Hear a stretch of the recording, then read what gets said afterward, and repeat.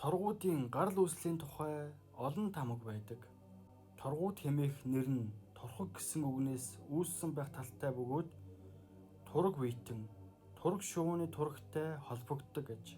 Тиймээс турхаг гэдэг нь их том, гуайлаг гэсэн үгийн утгыг агуулах магадлал өндөртэй хэмээн судлаачид үзжээ. Чингис хааны шадар гიშгтэн цэргийн бүрэлдэхүүнд 8,000 турхаг цэрэгтэй байсныг Монголын нууц товчоонд тэмдэглэн үлдээсэн байна.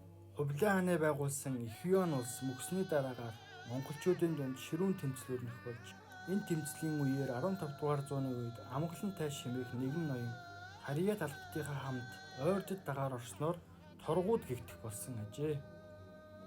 Энэ үеэс хойш Торгууд аймаг нь 4 ойрдын нэг хэсэг болсон байна.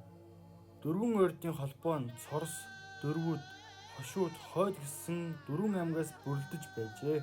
17 дугаар зууны ихэнх үед монголчууд дотроо зүүн баруунгүй ив ие эвдэлсэн самуун үе тохиож дотоодын тэмцлийн гол шалтгаан нь нутаг бэлчээр Харьяа талбтаа булаацалдах явдал байжээ.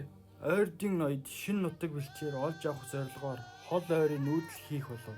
1618 онд Торгуудын хоо өрлөг 50,000 өр халбтаа дагуулan баруун хойш нүүдлэж замдаа таарсан нүүдэлчин овг аймагуудыг арчсаар 1630 онд Уралын нураг даван Оросын тал руу цөмрөн ороход түүний 6 хүү 25,000 торгуудыг удирдан явжээ.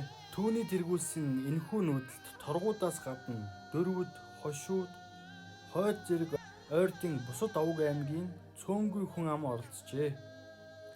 Тэд цаашлсаар Ногай, Кипчак, Татарын зарим аймагуд Оросын тусгадыг иргэшээлдээ оруулсаар 1630 онд Ижил мөрний сав газар цочсон байна. Торгууд түмнийг Ижил мөрний айс авд ирсэн даруйд 1-р Петр хаан Оросын зүүн өмнөд хилийг гадны аллагаас хамгаалах болцолтойгоор холбоотны гэрээ байгуулан найр тавин өгтөн авчээ. Дараагаар нь тэд Торгуудын морьт хороог байгуулан Оросын өмнөөс тулалдаж Европ Отtomаны жинхэнэ эрлэг нь болж явв. Тэдний нэр алдар Европт нэгэн тэрчийг авч Оросын хааны 50 уул зэрлэгүүд хүн эдчдэн хэмээгдэж Европт яар цуурайтаж байжээ.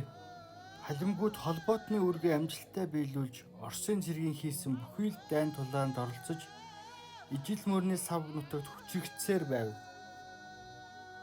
Гэвч энэхүү харилцаа удаан үргэлжилсэнгүй. 2 дугаар Элизабетаар удирдуулсан Оросууд Торгуудын төвдтэй холбогдох замыг хааж шашин шүтээнд нь халдаж үүгээр зогссонгүй тэдний эзэмшил нутагт баг багаар Орос суурьшигчдыг оруулж нүүдэлчдийн замыг хумж байв. Улмаар 1771 онд Волга мөрний ирэг дээр Торгуудын овг аймагуд хуралдан чуулж төрлөх нутагтаа буцах шийдэл төрснээр хожимын уйтай гашуун түүхт Торгууд түмний их нүүдэл тавигджээ. Нүүдэл эхэлсэн өдрийн хамгийн ихний хамгийн том сорилт 1771 оны 1-р сарын 5-ны өдөр Ижил мөрний мэс цөмөрснөөр их нүүдлээс үлдэж хоцрогсод тэд бол өнөөдрийн халимгууд юм а.